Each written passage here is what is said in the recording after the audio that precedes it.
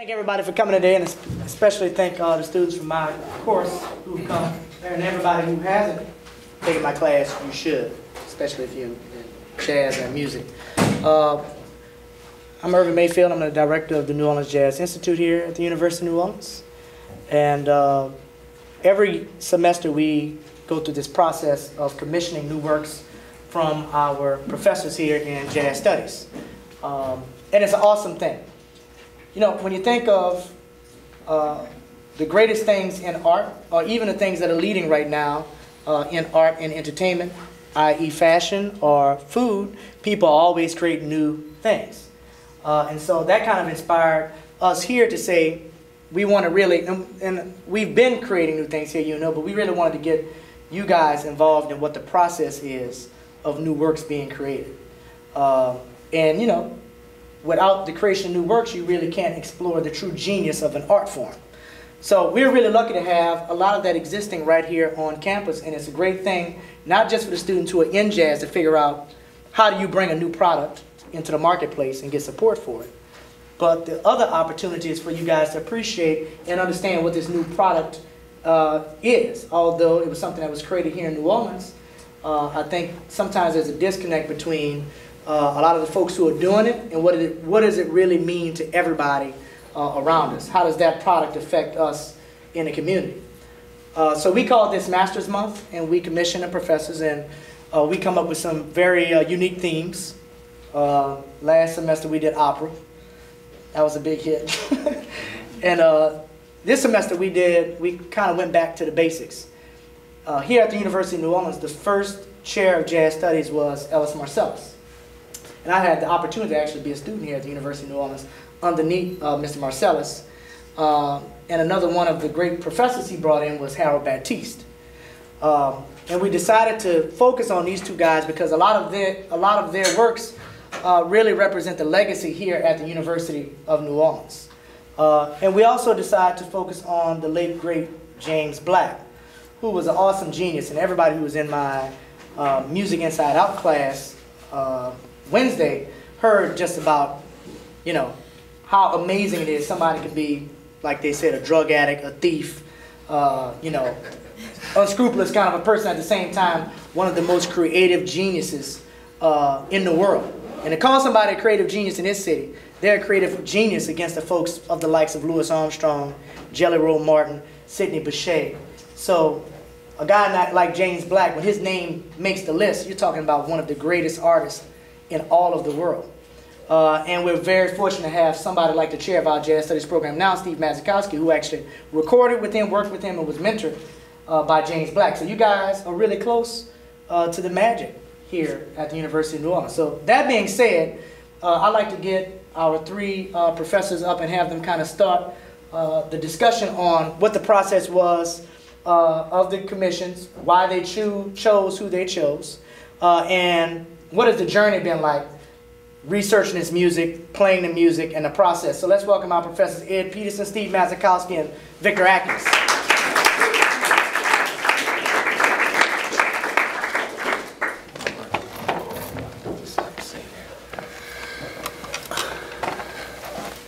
Well, I can talk first. I think among the three of us, we had basically three different missions, and Battiste a few years ago wrote this book, or put together this book called The Silver Book, and it's really an amazing book, and it really documents a lot of the music that was happening during his era. Especially, he was the founder of AFO Records. And his mission was to record a lot of the music that was happening with local musicians at that time. And so we're fortunate to have a lot of Ellis's music in here, most of Harold's music in here. There's some of Alvin Battiste, Nat Paralat, a really great saxophone player, has got one of his pieces in here. And there's about 10 James Black compositions, early compositions. Because in the early days, James Black was part of the Ellis Marsalis group. He actually took Ed Blackwell's place, who was a really infamous drummer and went on to have great fame. But for me, I started playing with James Black in the early '80s, And in the 70s and the 80s, James really got more into more contemporary writing, got more into funk music. He was an integral part of the New Orleans sound in terms of New Orleans drumming, in terms of funk drumming, and it's a very specific sound that drummers who were influenced by people like James and the drummers that came out of New Orleans have. It's sort of a mixture between jazz and funk. It's not a straight rhythmic feel. It's sort of a straight rhythmic feel with a swing component to it. So it's a kind of a unique sound. And he played on a very famous recording by Eddie Bow, which was called Hook and Sling. And you should listen to that recording if you get a chance. A lot of the stuff, at least those tunes, are available on the internet that you can find. There's very little about James Black on the internet that you can find. So and of course his music that he was doing in the 70s and the 80s, even though I was performing it with him and I was recording with him, I didn't have any of that music. Most of the time when we would learn songs, I'd go to James Black's house, and he lived in Treme, right near the 2 blocks away from Armstrong Park. And he'd basically have, he was a good musician, but he would write out a piece of music on manuscript, and he'd usually put it on the piano, and he'd play it for everybody. And he says, okay, bass player, you play this. The guitar player, you play this, blah, blah, blah. That's usually the way we learn the songs, You got to remember, at that time, there were no Kinkos around the corner and stuff like that. It was very difficult to even make a photocopy of something, So he had probably the only written document of the music that he wanted to play at that particular time, and it was just a given that the musicians had to pick that stuff up by ear and just memorize it, So I had to just try to memorize as much as I can. But when Irvin, and I'm very thankful that Irvin came with this idea, and when we talked about doing something on James Black, I jumped on it because I knew James and I played with him, and I knew how great of a composer he was. And I knew that a lot of that music wasn't available. So basically what I had to do, it was transcribe the music that I used to play with him, So fortunately there was some recording done of James Black's music. I don't know if it was done legally. Maybe David can probably answer that. There was some things that on iTunes that you can get. There was actually a James Black LP that some people put out after his death. And it has bits and pieces of his music. So basically what I did was try to research as much of sonic music that I could hear and then actually transcribe the music. And I did this mainly over our Mardi Gras break. And it took me, I didn't realize how long it was going to take me because his rhythms are very intricate. A lot of it was syncopated 16th notes. So Steve, let me ask you a question about, in terms of the performance, getting prepared for performance, and you talk about Mardi Gras break. Right. How do you work? What was it like working towards the deadline? And was this easier this time than, say, creating something completely new from the Verity stuff you did before? Well, it was less a creative process for me. The Verity thing was more creative because I had to take music that was already written, and I had the luxury of having the scores in front of me. And I was trying to regurgitate this music in a new modern kind of way. My mission for me with James Black was, first of all, his music's very modern already, and it's just people need to hear that music the way it is before we start messing with it any kind of way, But I didn't anticipate how much work it was going to be involved in doing this. I thought, yeah, I can transcribe those tunes. So how did you do it? It's basically the same process we do with our students, and I do with my students in 4109 class, which is basically I have them transcribe contemporary compositions that have never been notated before. So we get a recording of the music, and I have them basically take that music, listen to the melody, write it down, try to determine what the chord changes are, try to determine you're basically trying to document anything that you think the composer might have had on this particular lead sheet. or that you could give to someone that's never heard this music before, and they could have a pretty good possibility they could play the music the way the composer intended it. So my final question before we go to Ed to hear a little bit about Harold is, you know, you're a great guitarist and a great soloist. How different is the skill from being able to transcribe James Black's music and put together a program of music and make those decisions? Mm-hmm. How different is that skill from being a member of a group or showing up and playing a gig of your music? What's the difference of the skill in the process? Well, I think that, the skill involved has to do with having really developed ears, which, that's one of the things we try to convey to our students, that all jazz musicians have to have really finely developed ears, that you can actually hear music, and you'll know what the chords are, or if you don't know what the chord is, you figure it out. Now, James Black, we could talk about this later too, because in a more musical stand, he really kind of developed his own language in terms of his chords, the chords he used, and also the rhythms he used.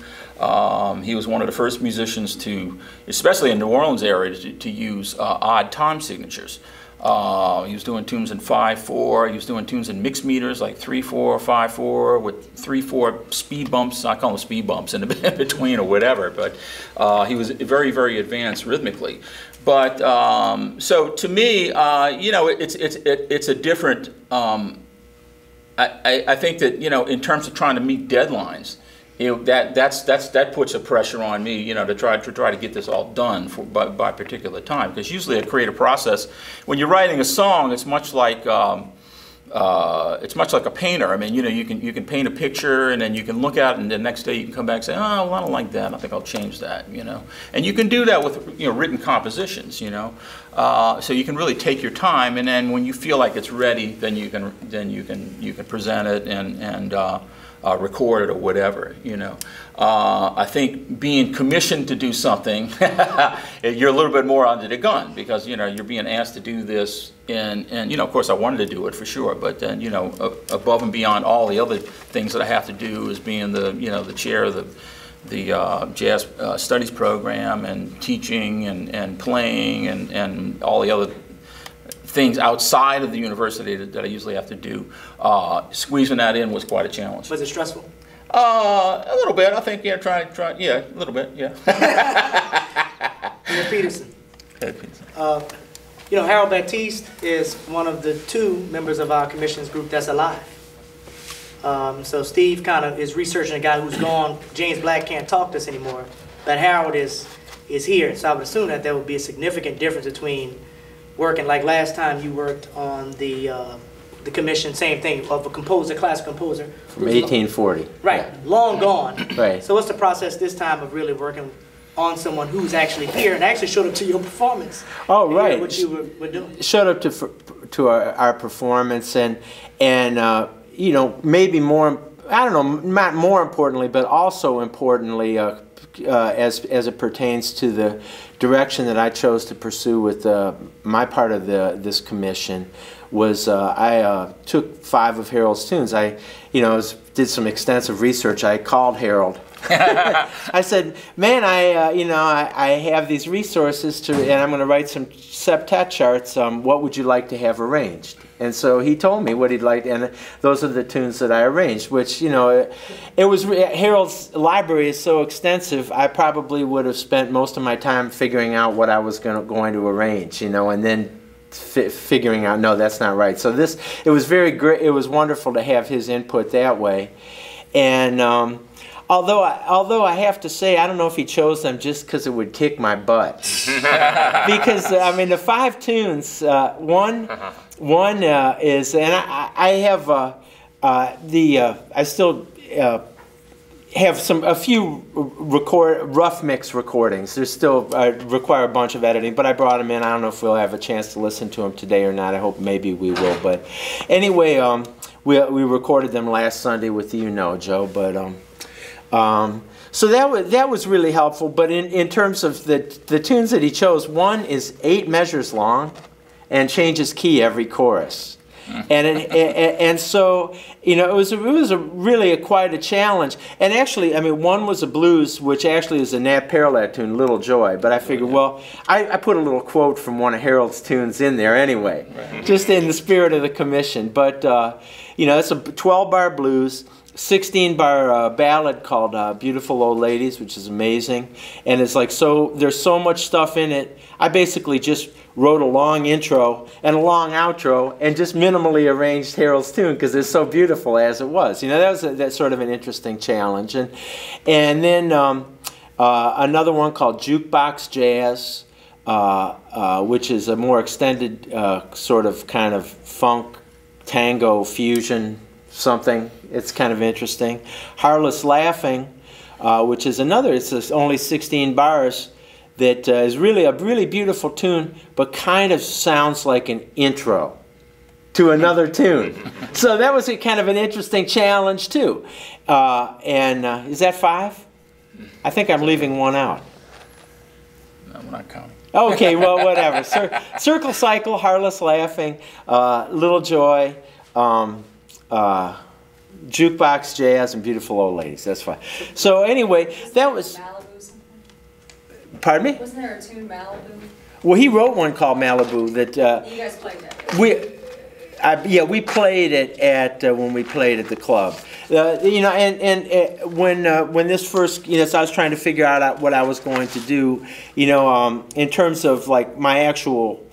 We had these performances, but as I discussed with Irvin and Ron, you know, I just, you know, figured, well, we just do the performances, we just play some tunes because logistically it was not possible to have all 7 people from the group do all the various things that we were doing. So I figured, well, we're going to do this for the recording, and have a recording, and have the arrangements, you know, as the commission, and then we'll just play some tunes. My question for you would be, you know, people. If you think about other creative geniuses, you know, you hear people talk about like Paul Prudhomme, or people talk about Emeril Lagasse, or even we want to go way back, somebody like Edgar Degas. Why don't people know who Harold Battiste?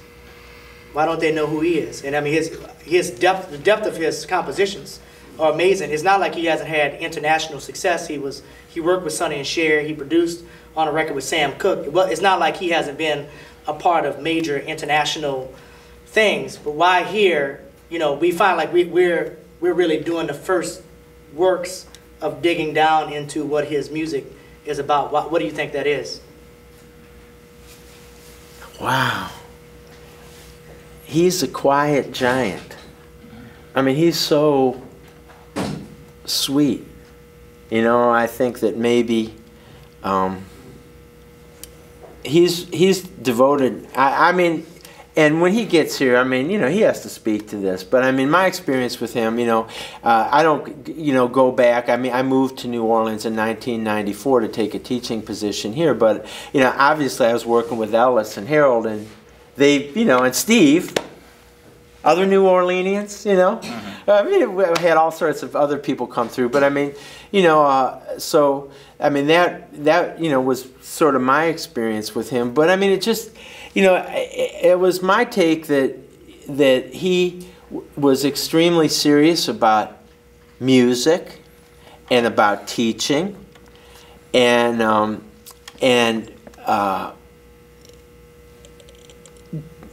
didn't. I think that the extent to which he promoted himself was just, it seemed like it was so much more driven by his love for the music and his desire, you know, his realization that musicians share with other people. I mean, some people have real musicians' personalities. I was just talking about this with Victor, you know, I mean, some people like, I want to play for you. You know, I mean, I'm going to stick my horn in your face and you just check me out. Then other people love music, but they don't have that show business personality.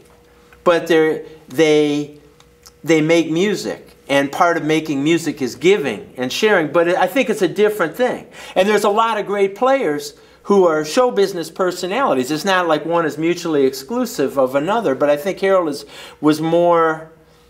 I mean, this is funny because he was a music director on a big, you know, big nationally televised musical variety show, the Sonny and Cher show, for like 15 years or something. But he's just quiet, and I don't think he put out his music, and it's obviously still very important to him that people are aware of the music. But you know, it's kind of interesting. I think an example of this is when I called him and said, well, what would you like to have arranged? You know, he told me he wanted Magnolia Triangle. I said, well, Harold, you know, Steve's doing James, you know, Little Joy, that's Nat Paralat. You know, I mean, you know, he's like, for him, it was like, it wasn't like, it's just the music. Not like my music, check me out. It was the music. The music is so beautiful, it needs to be shared with as many people as possible. You know, so I think considering you have students. Pardon me? Considering you have students, you have a good amount of students, you've had a tremendous amount of people who've come, and you've seen people launch their careers. Right. What's the discourse? What's the, you know, assessment of what all that means, especially for a group of people, who may be wanting to go into this music? How does that not continue to happen? I mean, I think there's a great thing about him being a loving, warm person. It's a tragic thing to be in a city that, you know, has a wonderful tradition, going all the way back before recorded jazz. But we are now still, you know, in the process of digging deeper to tell people who Harold Battiste is. Right. Even at a university where he was a professor, you know, a genius. You know, what's your kind of discourse on what that all means for the students or the people who are around or just the city? Wow. It's... You know, please. You asked me the same question about James Black the other day, and I kind of was pondering that question. I don't know how I answered it at your class the other day, but suffice to say, I mean, you can be really musically gifted and very prolific as a composer and a musician, which doesn't necessarily guarantee you popular success. You know, and I don't know if that's what you're getting at, but it's and I think that each person has a different story. I mean, obviously some of the things that James were probably flaws in James Black's personality probably prevented him from maybe rising to a higher level, because he had a little bit of a self-destructive kind of personality and would take advantage of people when he got into their circle or whatever. But I think that you know, the idea of drawing attention to oneself, like Ed said, you can have a really great music. I feel like that's the way Ed is. Ed is a fantastic musician and really just one of the best saxophone players and composers in the country. But he doesn't like attention that much. I don't know. Maybe I don't want to speak for you too much. But you know, I like to say that for every great musician that you have out there that's on posters and has recording deals and is on the cover of Downbeat and stuff like that, you have numerous musicians that are just as gifted and just as good as them that nobody even hears about. You know, and it's usually a musician's thing. You know, like in New Orleans with James Black, he was sort of a legendary figure among musicians. You know, because everybody knew how great he was as a player and also as a composer. You know, but other than that, nobody was really taking any kind of active role in terms of like promoting James Black. You know, so I mean that's until it's kind of a tragedy now. You know, in this day and age, he died in 1988. I guess at the age of 48 as a young man, and now we're sort of resurrecting his memory, and you know, it's great for me because, you know, it brings back a lot of my early memories as a young jazz musician and being, you know, inspired by him. You know, it's interesting. I was talking to a group of students about actually on the same topic, and it was interesting when you think of Ellis Marsalis, who actually played with both of these people and was the first chair here. I was talking to a group of students about Ellis, who is an internationally recognized artist, and, you know, is arguably has a global brand name in jazz. But interestingly enough, he plays every Friday night in town, and these group of students that I talked to had never been there to hear him. They knew something about him. And so then I kind of started just doing like a little quick survey with some people, and I said, have you ever really, you know, heard Ellis? And some people would say, well, you know, I know he's the piano player, but then I started trying to get into some definitive things. Like someone could tell you about Degas. They could say, well, his art is this and that. Or someone would tell you about Emerald you know, maybe some slogans and some things that he likes to cook.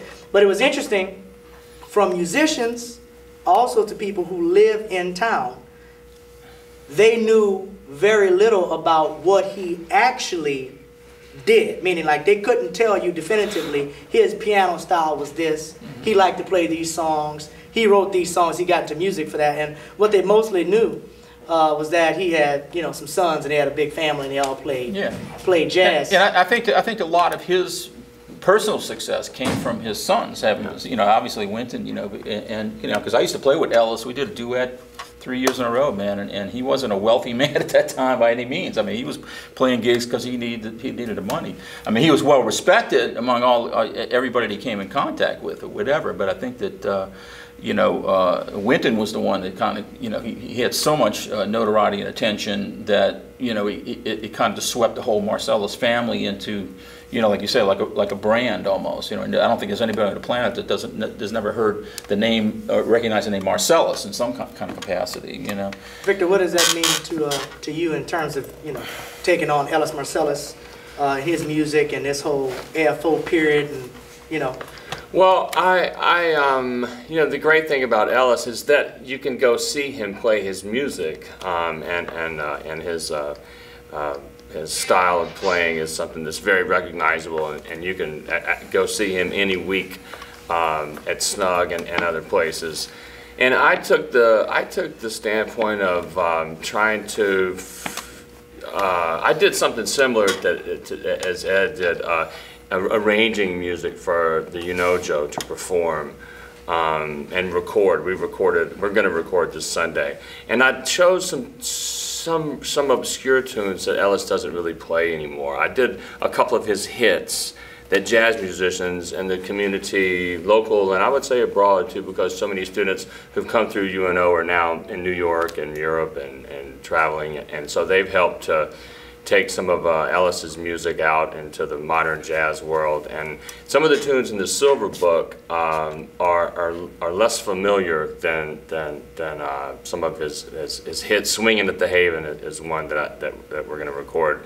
And the thing I noticed about the Silver Book and what I wanted to do is that it still seems to, even though Ellis and Harold aren't here regularly, they still seem to have they still kind of emanate in our hallways. You can still feel their presence. They were part of the mission of this department, and you still see students with the Silver Book, and you hear them playing James Black's music and Harold's music and Ellis's music, but it's not really a part of our curriculum outside of professors choosing to use compositions of theirs from the Silver Book for combos and possibly for class.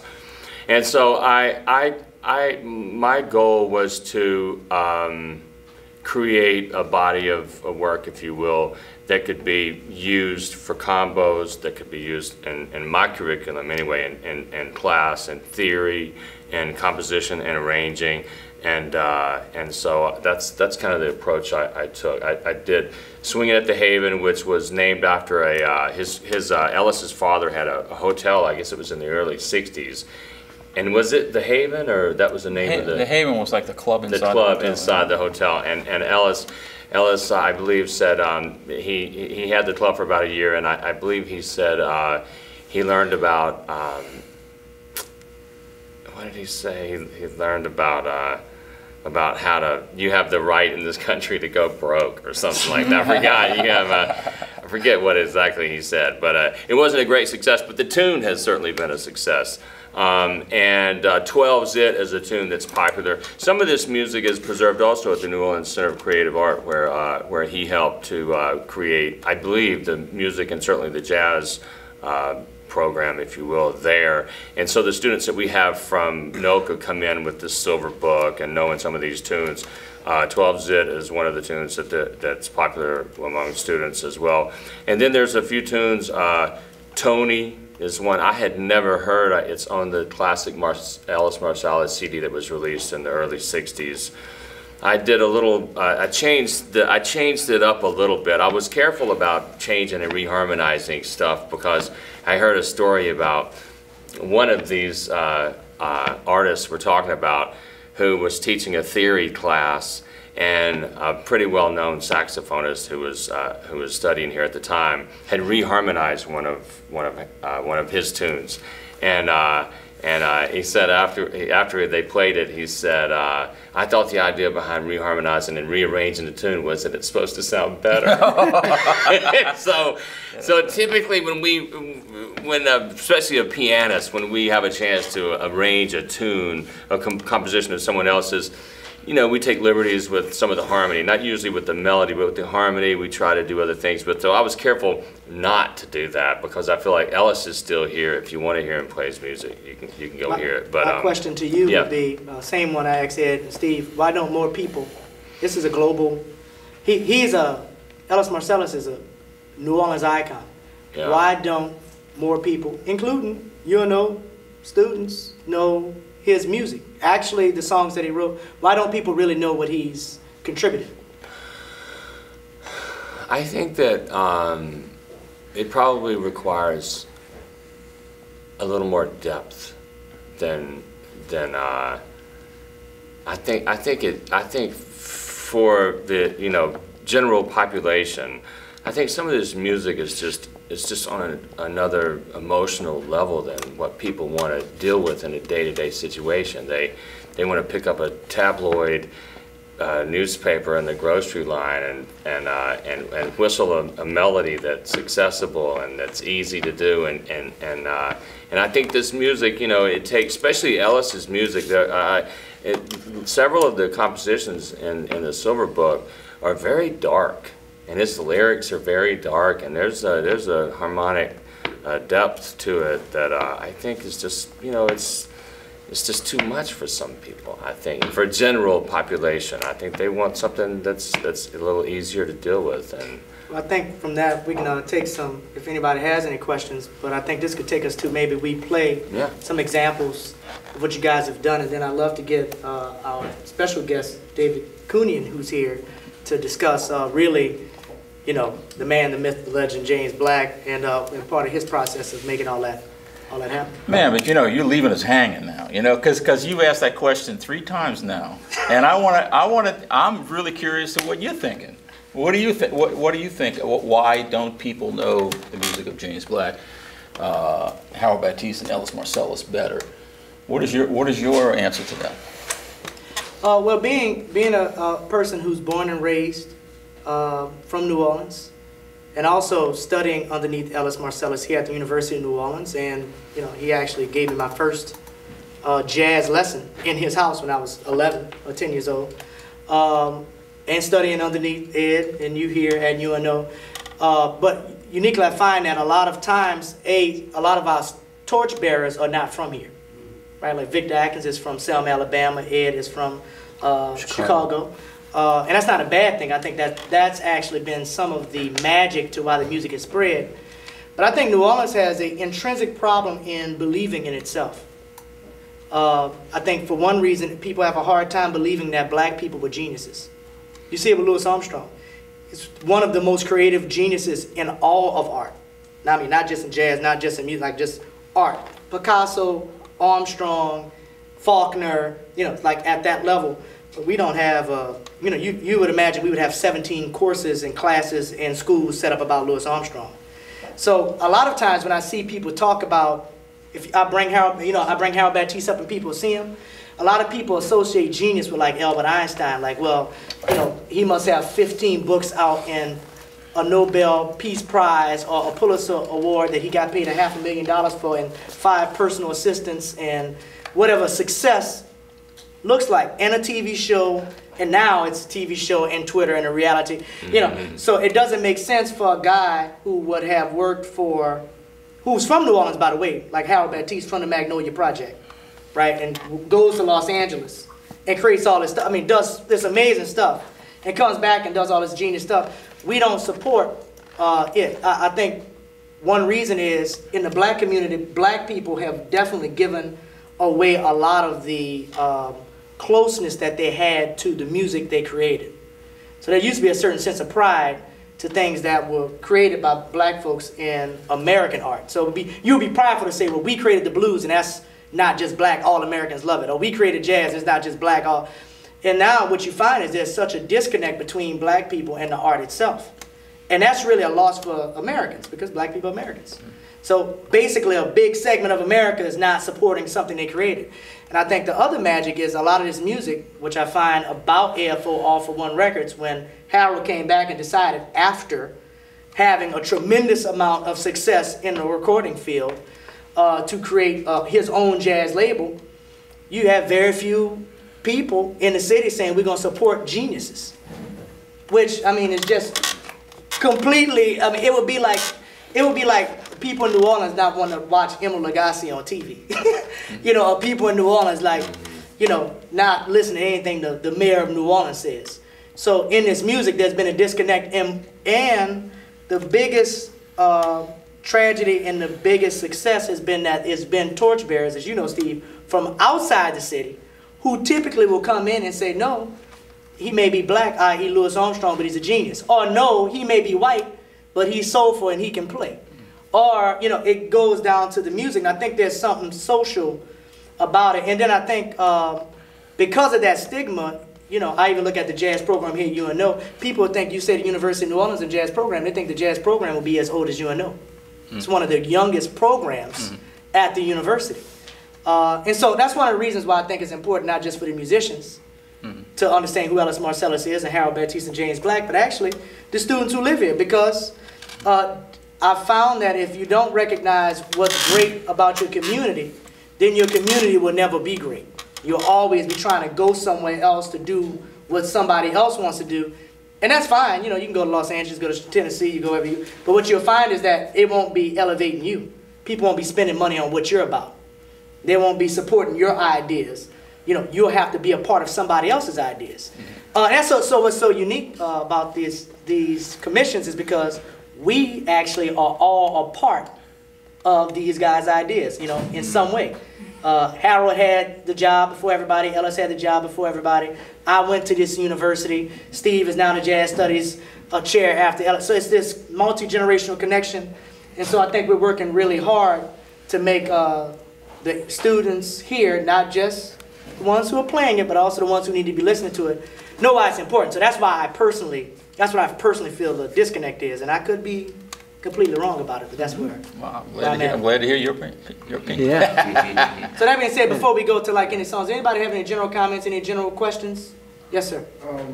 Ed, Mr. Peterson, you're absolutely right. I met Harold Battiste before I started playing saxophone when I was 12. And I didn't know he played sax. I didn't know. He was connected with this writer named Solomon, who I was taking classes with. And I didn't know until, you know, when I was 18, 20. I was like, I'm playing saxophone now. Ed plays, Harold plays sax. I didn't know. Like, nobody told me. He's that kind of personality. If you would have asked him, he would have told you, you know. But I mean, that's exactly what I'm saying. You know, he's. White beard.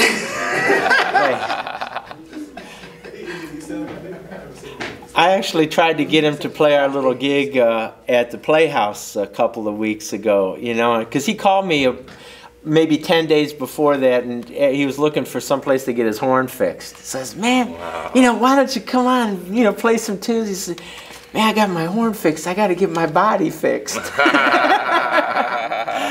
You know. Anybody else have any general comments or questions? No? All right, well, let's go to, you guys want to give, maybe we can spend 10 or 15 minutes just on the actual music, however you guys want to go about. I don't know, Red, you had something prepared, and Steve? Yeah. Ed, you might have something you want people to listen to? Oh, I mean, we could play some tunes. I brought in rough mixes of 3 of the 5 things that I arranged, either way. I mean, if... Well, let's do one apiece. One for James, one for Harold, and one for Ellis. Okay. Okay. Who wants to start with it? Why don't we play an Ellis tune? Yeah, you 3 just of us, swing it. and then Okay. we'll kind of break Okay. it up a little bit. You know? You got your horn? You know this one, man. Let's see if I can put bass on it.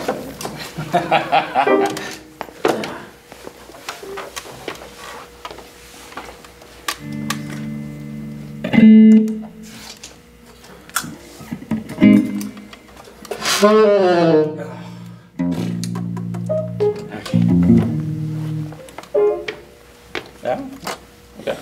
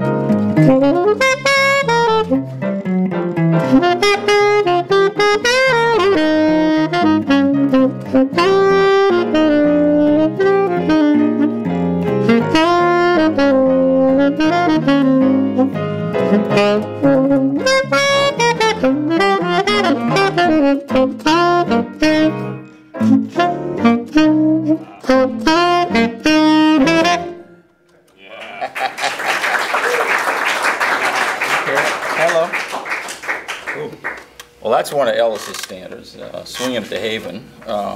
You want to do, maybe we could do this song, a love song? Yeah. I'll do this one Okay. with Victor, but, you know, James Black, we're gonna do a tune by James Black. When I started transcribing these tunes, James always came off, and you'll hear this also from, I have to put in a plug for David Kunian, because he did a really great radio documentary, and we're going to hear from him in a few minutes about James Black. And I've been playing it for my students, and I'm going to find a way to upload it so whoever wants to hear it can listen to it. But he always came off as being this tough guy, you know, street smart guy. He, you know, he had a lot of problems with addiction, and you know, kind of pushing the envelope with, I guess, with people's relationships and their generosity and stuff like that. But he also had a very, very tender side, and he wrote some really beautiful music. This one we did the other night at Irvin's Jazz Playhouse. It's called A Love Song. And I transcribed it actually from a David Torkanowski record. David did one record called Steppin' Out many, many years ago, and he had Donald Byrd play on this particular tune. And it's a James Black composition, and I transcribed it from there. It's called A Love Song. And for the musicians out there, the thing that's kind of really unique about James in terms of his writing style, he really used a lot of what we call slash chords. I don't know if you can see this music here or not, but it's like it's just, you know, replete with slash chords, which are kind of like, you know, it's like a particular chord at the right hand, usually a triad or a full chord over a particular bass note. And a lot of his modern music, at least the music he wrote in the 70s and the 80s, he extensively uses slash chords. So in a way, he kind of developed his own harmonic style, much like you know, I think Thelonious Monk did. You know, Thelonious Monk had a way of taking you know, what were sort of common consonant harmonies and creating dissonances by the use of specific intervals, you know, within his music. But anyway, we're going to play this one. It's a very beautiful tune. It's kind of a tricky tune to play, but it's slow. That's the good part about it. There we go.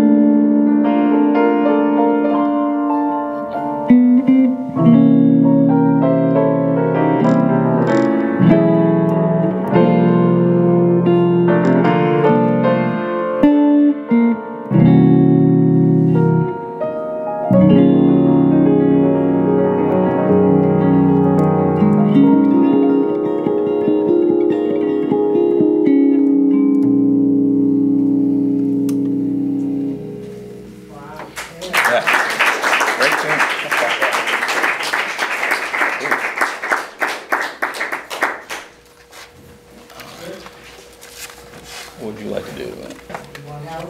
Sure. Do that. Or you want to do your? What'd you decide? What'd you? How about an Alviette? Alviette.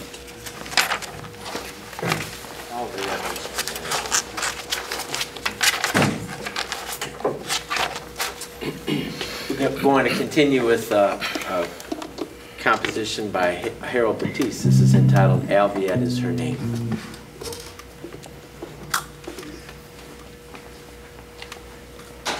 What's her game? Ready?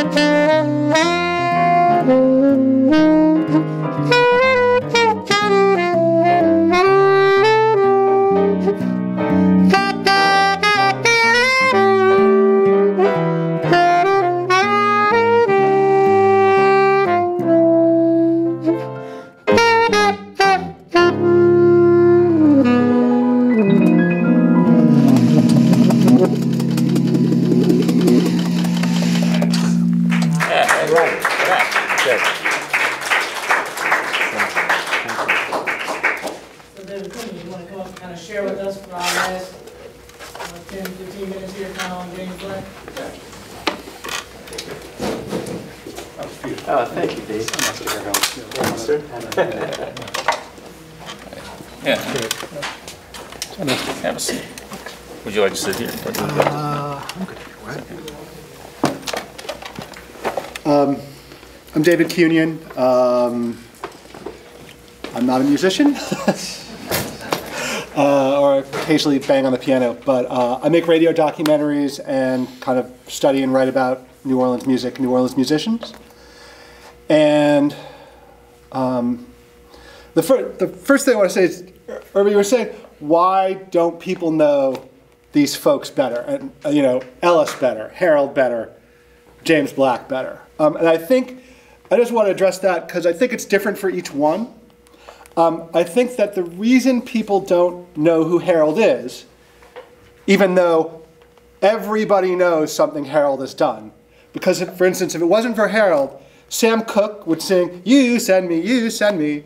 I'm not singing in key, and on the second verse, he'd do it again. "You send me." But Harold said, well, why don't you do something like "You thrill me"?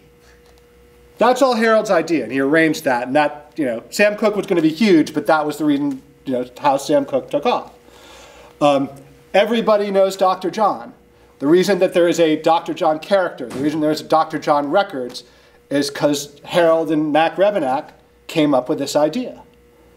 Those are the two kind of most obvious answers. And Harold, and I wish he was, I hope he comes, and I wish he was here, but Harold is all about, if you talk to him, if you read his autobiography, Harold is all about the music and not as much about the music business and promoting it. He called the record company that he formed in 1961 with a bunch of musicians here, he didn't call it Harold Battiste Records, he called it All for One. And that's a really good indication of where his head was, is, and continues to be. It's all about promoting the music and about making the music and not necessarily selling the music and getting his name out there, which, are two totally different things. Very few people can do both, and put out quality music. And we live in a culture where, quality, good music, art music, for lack of a better term, which is what y'all were playing, and what jazz really is. Jazz, sells what, 3% of all records these days. So not a lot of people are buying jazz, and it's like I think you said it's deep music, or Victor, did you say it's deep music? It's at least, some of it is not as deep as others, but the music of these three people is very deep. There's a lot going on in it, both spiritually, philosophically, and musically. And yet, what's the new Britney Spears hit? If I told you I loved your body, would you hold it against me? Right? There's a big disconnect here between what is popular in the mass culture and what might be quality art music. And as jazz music, which has hits, there have been jazz hits that sell, but it is a rare moment when that happens. It's kind of like the problem of all art music. You know, it's struggling to find an audience. You know, it just doesn't have a very big audience in general, especially jazz. You know, so it's very rare when you actually have a star in the jazz. I just like to challenge that one point. Okay. Okay. You know, I've heard people say. I mean, I wish we had the microphone. I've heard people say many times that, you know, America just is interested in, mass America is interested in silliness or low-grade art. But then if you turn on a Travel Channel, and you turn on one of the two major cooking networks, food networks that exist, there's a lot of high-quality, interesting, very high-level stuff going on with food.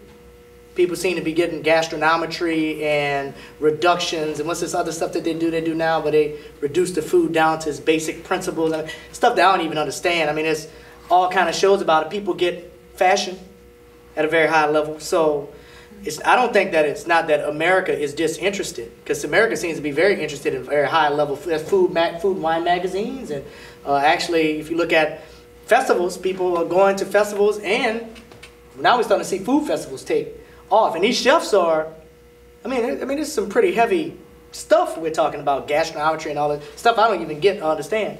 Why is that? Why does that have such a large audience? And we're saying that this, and I'm not saying, you know, some chef shows are just, you know, I'm going to eat as much as I possibly can without throwing up. That's one show. Then another show would be, I'm making the highest quality food in the world as possible. Right? So why is that happening for chefs, but it's not happening for music? People like to eat more than they like jazz. Well, people know and are convinced, and it is true, that you need food. We can't live without food.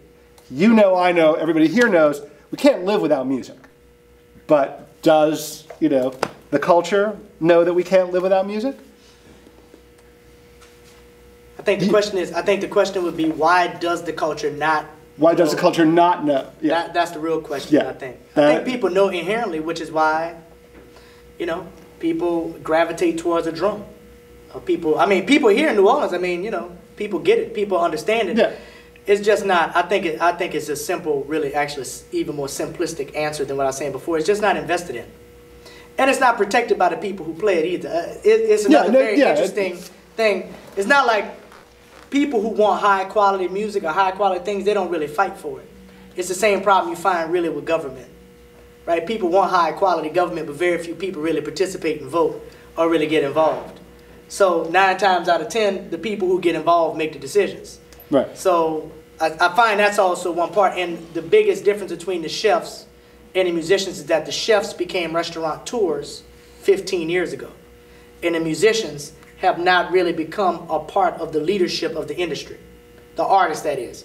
The musicians are 5 steps removed from the consumer getting the product, whereas the chef is 2 steps, maybe sometimes 1 step. If you go to Emerald's, sometimes, like he was 3 weeks ago, he walks out and puts his dish down. He's actually cooking it. For you. Right. And he cares what's being cooked. With a musician, you get signed to a record deal by somebody who may not know anything about music.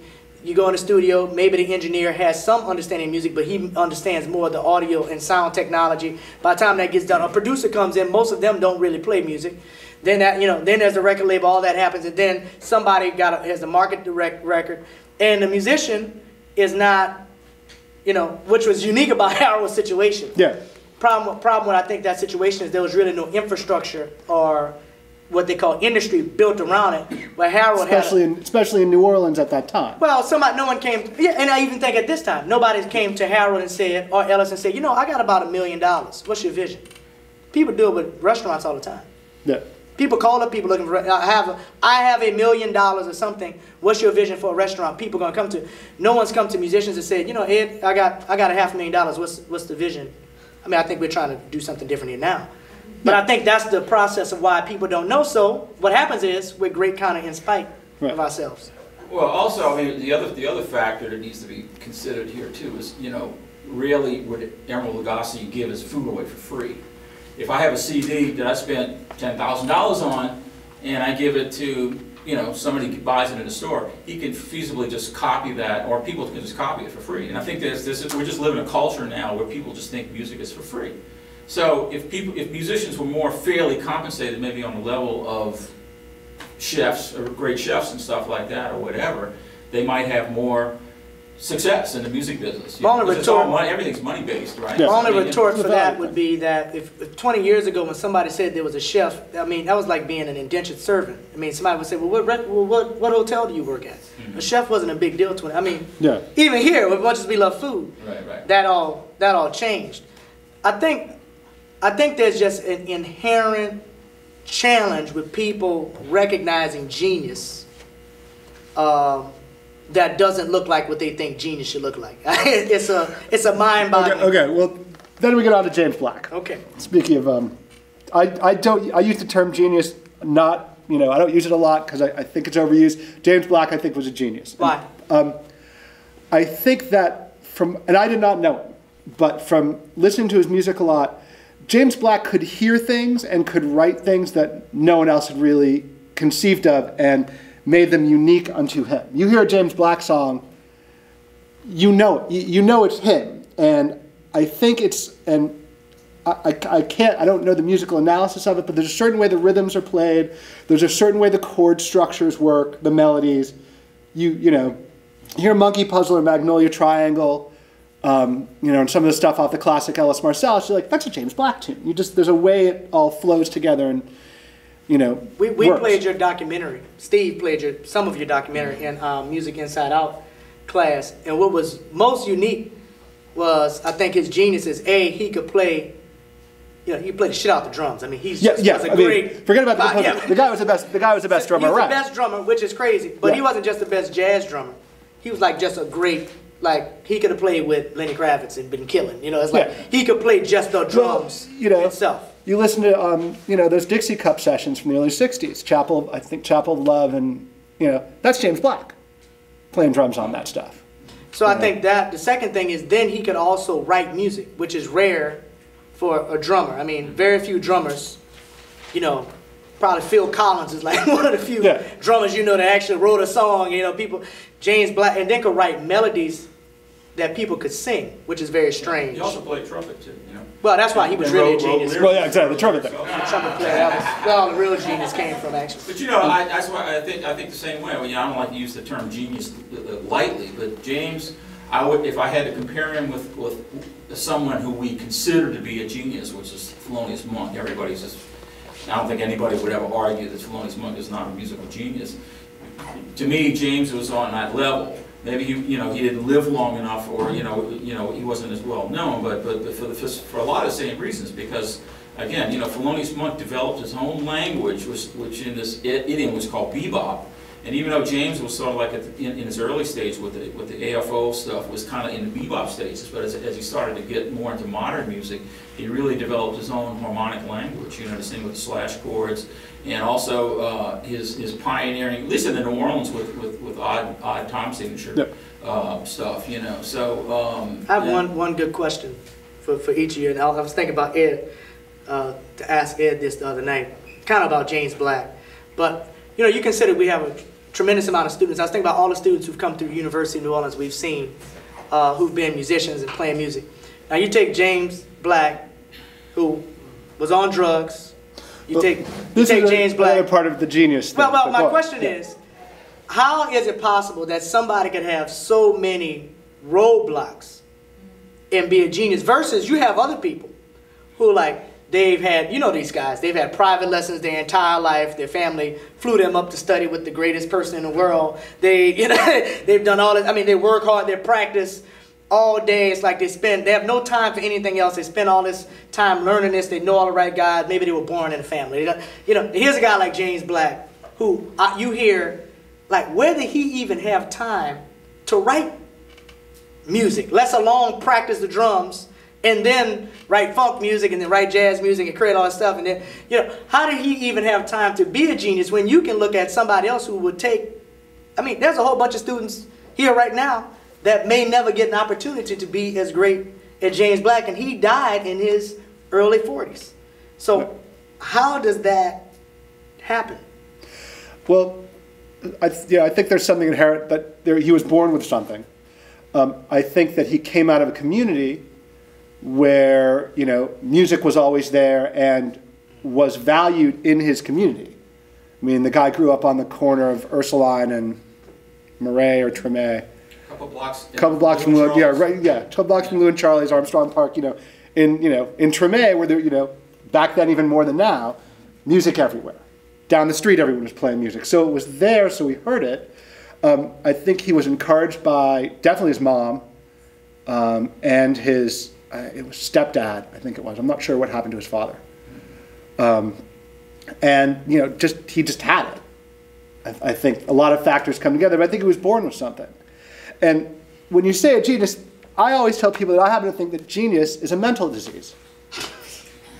Because, and if you look at folks like Thelonious Monk had trouble dealing with, what one might call the normal world.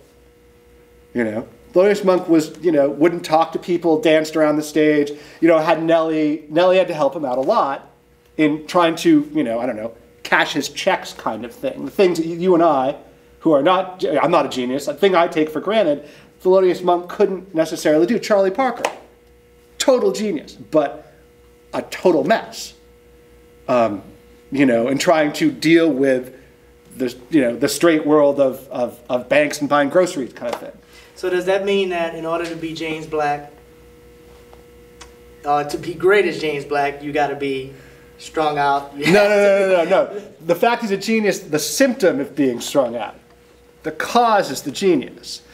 Because, and this is why it was hard, I think, you couldn't necessarily, James Black was not necessarily going to be a star in even the jazz world, is that when you never knew when you saw James Black, what was he going to do?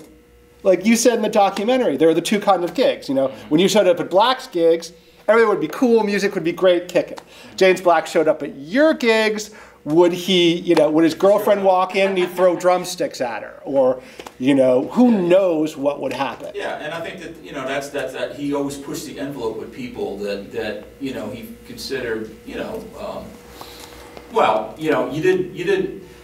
had to always weigh this aspect of like, well, should I really hire the best drummer in town or the greatest musician, and weigh that against putting up with his inconsistencies, Right. And one of them could be not showing up for the gig, one of them could be like just taking the gig completely out, because he had a very dictatorial kind of a personality, and he always wanted to be in control of everything, especially from the bandstand. The drummer can literally control the band, yeah. You know what I mean? And James knew that, and he would take advantage of that. But so you never knew what person you were getting, And I'm sure we know a lot of people. We know people in our own lives that are sort of like that, where you have to sort of like decide. Well, like I said in the documentary, is that we had this standing joke that when you had to call a drummer in town, you'd go down, you listen. Nobody could make it until you finally got to the best drummer in town. He's at the bottom of the list. Oh, I gotta call James. But it's. Yeah, what do you think in terms of the genius question? Oh, golly. Well, just in terms of your little comment to the side, which I knew was just as a joke or whatever. But I mean, there's so many examples, of people who were just sad, who just thought, if they got strung out, they would play like Bird. I mean, there's just so many. And then even some really great players who just, who just really ended up becoming a really negative force. So, there's all. I think it was part of the culture at that time too. I mean, that was at that particular time. It was kind of right getting into the hippy dippy days, and everybody does whatever they want to do, and drug use was very prevalent at that time. And nowadays it's funny because jazz musicians are the straightest people I know. You know what I mean? So I remember, well, maybe I don't remember, but it's like a Chick Corea. I remember him commenting. He went on the road one time. He wrote some music and he brought a string quartet with him. And all his musicians after the gig, man, they were like, macrobiotic diets and all this kind of stuff. And the string players are getting totally messed up. They were like getting drunk and blah, that way it was like just the opposite, what you would think. You think the classical musicians were like totally straight and whatever, jazz guys. So it's kind of weird the way that perception is, All right. Yeah.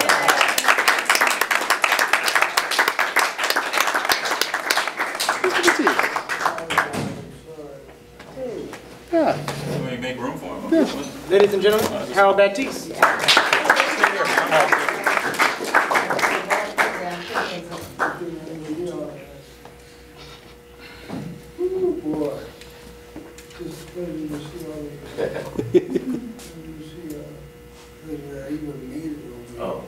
Yeah, why don't Yeah, do you want to come up? Yeah, this would be great.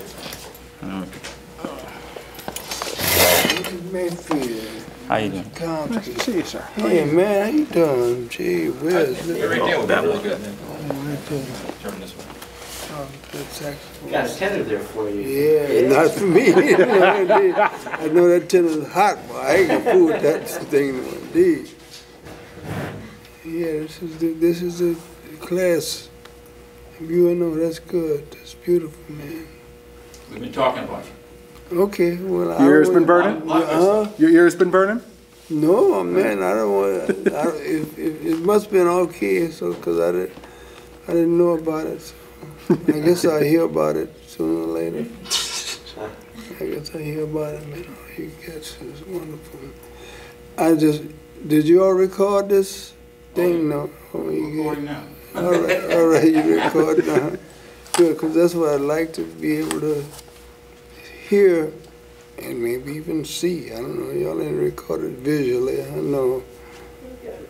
Oh, you got a camera up here. Oh, man. Y'all ain't sure. Great when it came to Yeah. So we were just finishing kind of a discussion of, and I guess since you here, it'd be interesting to get your perspective, and I guess we'll give you the final words for our discussion today. But we were talking about genius. And we're talking about genius in terms of why it seems like so many great geniuses have so many demons. And could you be James Black without all of the demons? Could somebody be, and you have a lot of, historically, you have a lot of people who have had clean lives that never have accomplished what level of artistic greatness that somebody like James Black has. Yeah. So is that required, and you also have a tremendous amount of people who tried to bring on demons so they could be great, like all the people who followed Charlie Parker and all that. So it would be interesting to get your perspective on somebody like a James Black and a James Booker, and there's been so many of those kind of cats. Till it did I had to give a lot of thought to that in my life. Was I trying to be too clean, or should I have allowed some of my demons to express themselves? It's always been a question in my mind as to, which is the better course for a life. And I've asked every deity that I could learn about to tell me, explain to me. When all the time I was out in California, I was going through religious thought. I joined the Baha'is, I joined the Namde Kyohin, I joined all of those things to see what they said inside and see how that it fit with me. So I wound up, after having been through all of those things and participated to the extent that I said, oh, well, this is just like the other one. And I wound up back in the Baptist church anyway. and I found great salvation for myself in the church out in Los Angeles, the Harvest Tabernacle. I joined there. And the pastor whom I joined, I used to rent him an apartment where he was dealing dope.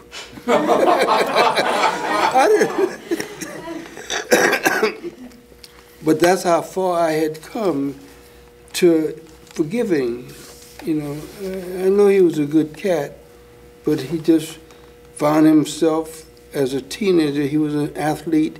He had been an athlete, and he had been a champion athlete. He was a high school, gold medal winner and everything. And he was a good cat, and he looked nice. He sort of looked like, what was that?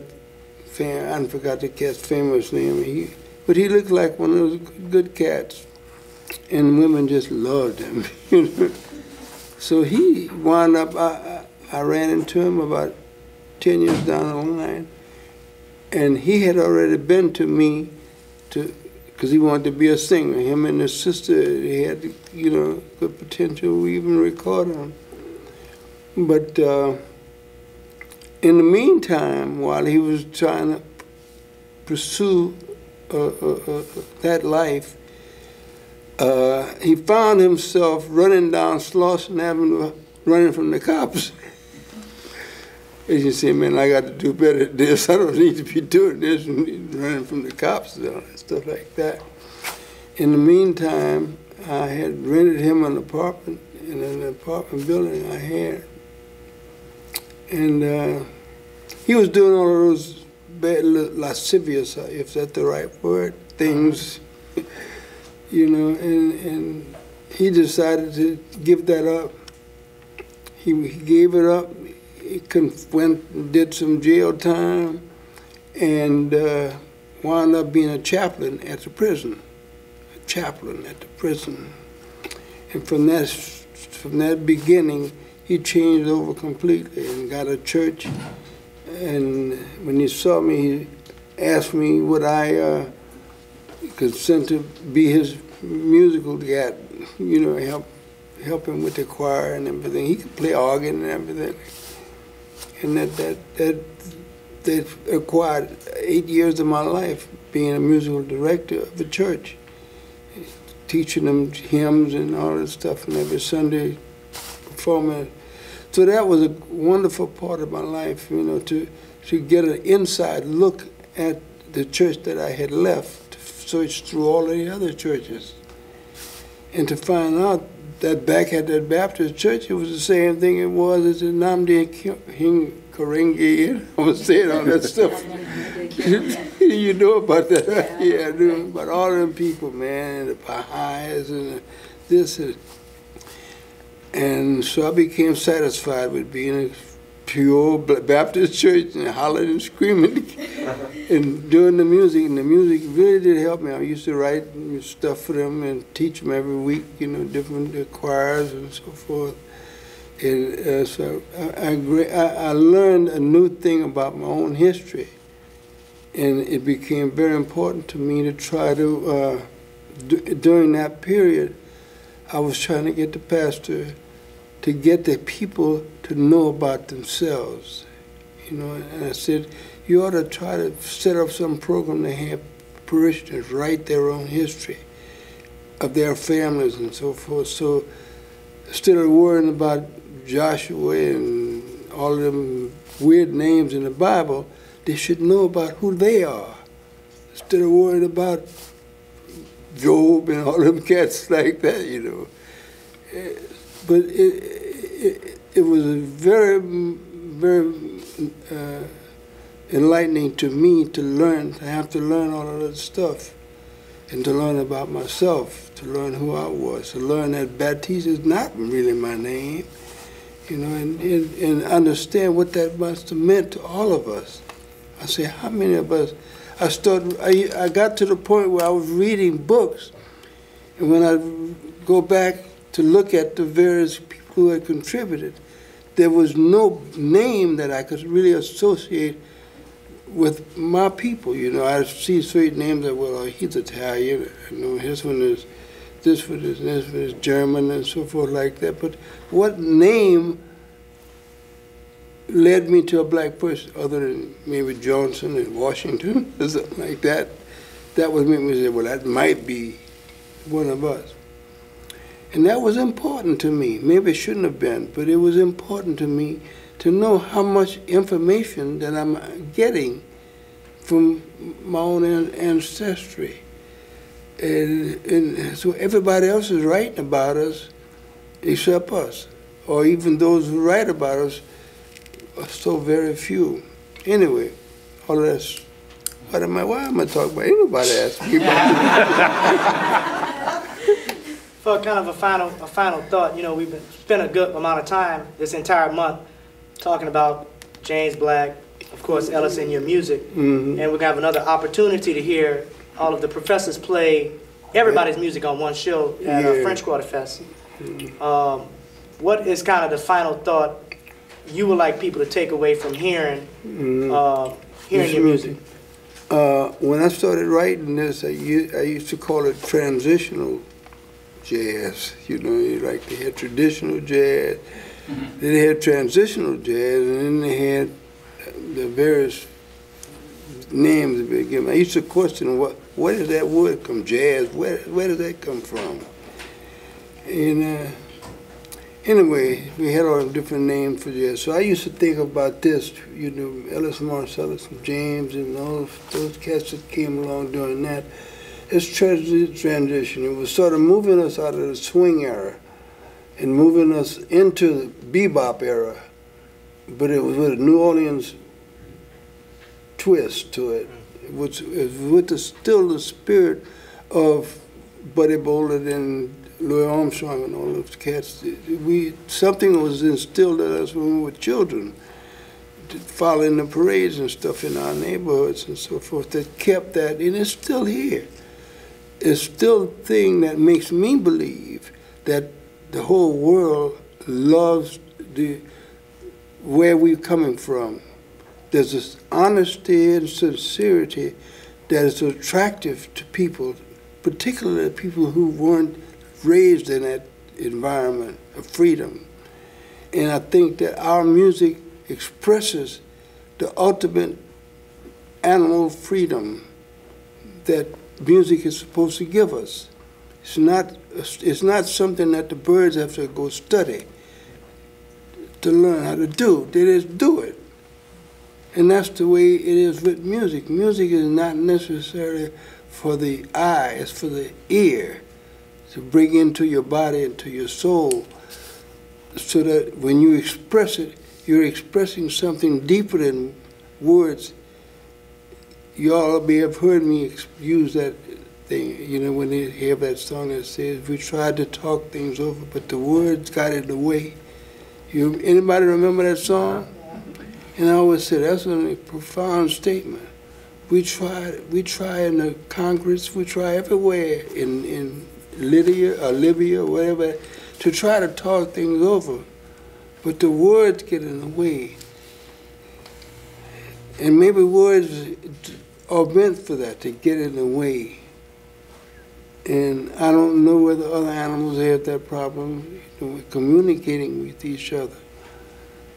But that's one of the problems that I can see among us, that our words, I had an attorney come over to my house about 5 months ago because I have a lot of other writings that I want to publish.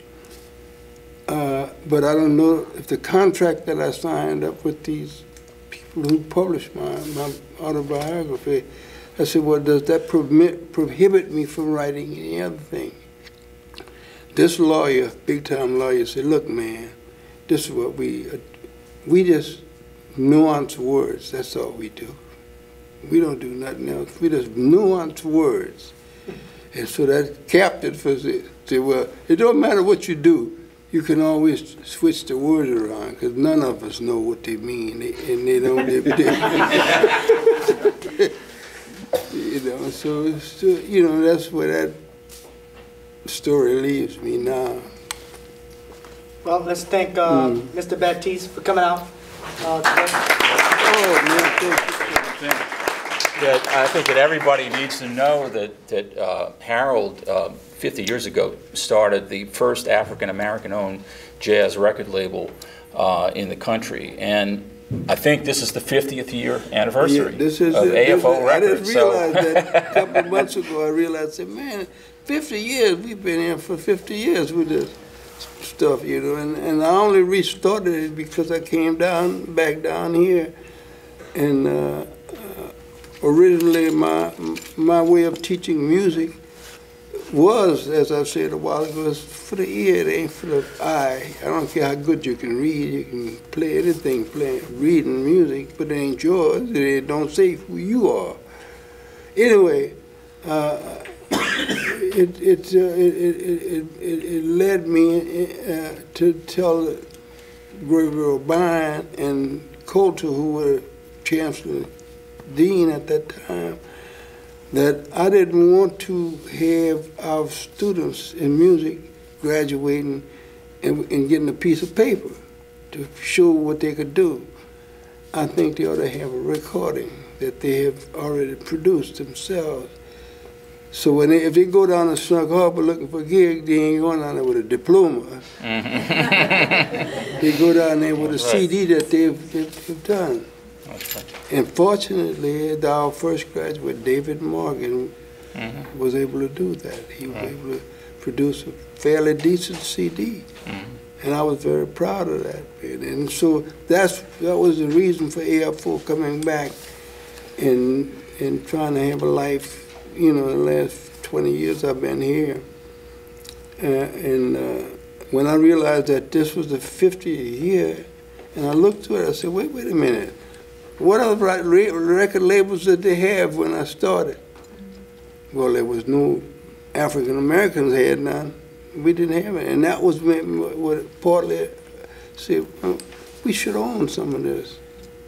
The Italians had this, and they had the vegetable wagon, and the police had something else, and the Chinese had something else, and everybody had something that they could identify with a product or some service.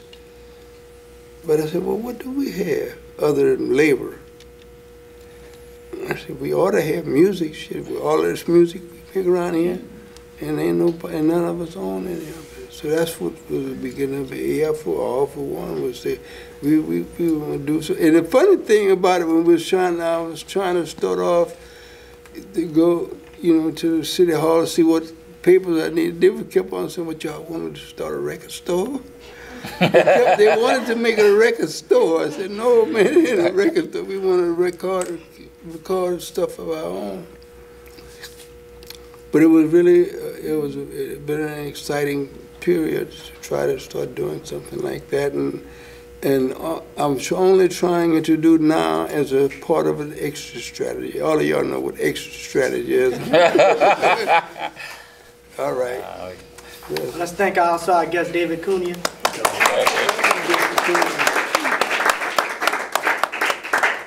And as well as our Professor Steve Mazikowski, Ed Peterson, and Victor Atkins.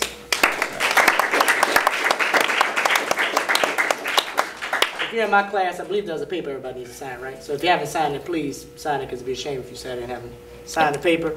And if you want to take out another sheet of paper and get Mr. Battiste to sign it, that wouldn't be a bad idea also. So I want to thank y'all for coming out. And, we have to thank Irvin Mayfield, too, so we wouldn't happen without him. Thank y'all very much. See y'all next time. Yeah. Very good. That's great.